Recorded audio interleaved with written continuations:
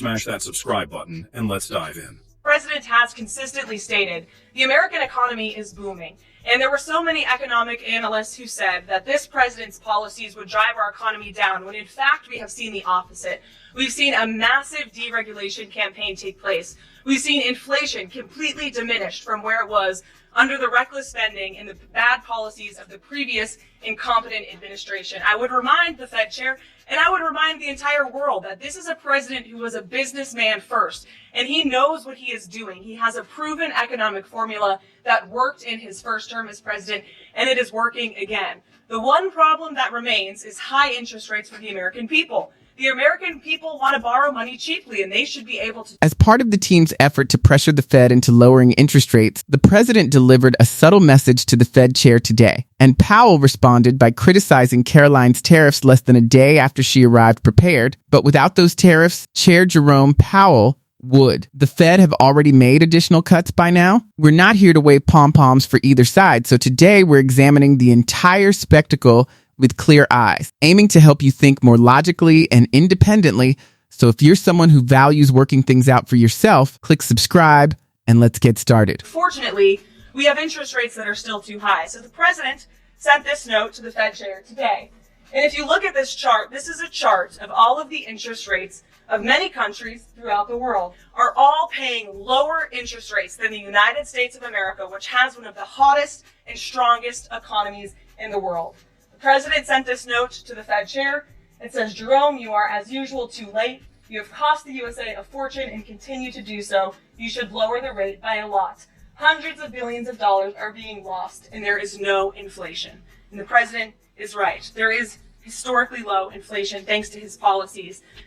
And we will continue to drive down the cost of living in this country for Americans. We will continue to deregulate. Beyond immigration, one of the administration's strongest talking points has been the economy. Wall Street reacted nervously at times to the tariff battles, but when you step back and look at the underlying numbers, much of the media coverage seems louder than the data itself. For example, the New York Fed recently stated that it is not changing its short, medium, or long-term inflation projections. Consumer spending has cooled noticeably, expectations for household income are improving, and fears about losing jobs are easing. Those indicators suggest the outlook may not be as bleak as some headlines imply. Critics even argue that if President Joe Biden had posted similar figures, major outlets would have celebrated them for days. In response to the debate, Karoline presented a classroom-style chart, aiming to highlight what she described as Powell's unfinished assignment on economic progress. The U.S. economy is in a pretty good position. Inflation has come down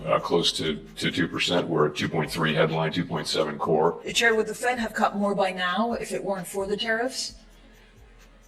So I think that's right. In effect, we went on hold when we saw the size of the tariffs, and essentially all inflation forecasts for the United States went up materially as a consequence of the tariffs. So we didn't overreact. In fact, we didn't react at all. We're simply taking some time. As long as the U.S. economy is in solid shape, we think the prudent thing to do is to wait and learn more and see what those effects might be. And again, they haven't really shown up.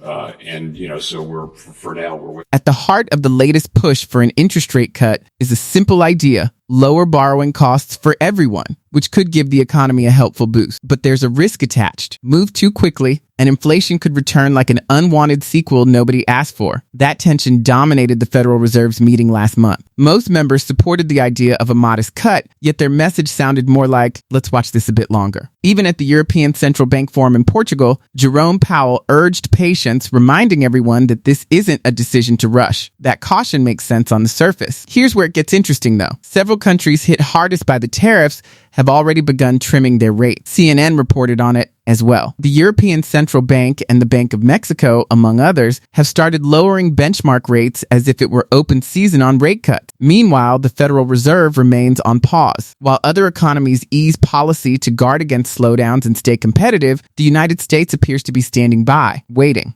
So the question lingers: is this careful stewardship, or is there a political spotlight involved? Karoline stepped into that debate with renewed intensity, ready to press the issue further. Outlined Jerome Powell and the note that the president just sent to him. There are many who believe that Powell has been politicized in a lot of different ways. The president has not been shy about acting on things that he believes in. Why not just fire Jerome Powell and put in somebody that is going to lower rates? Why wait?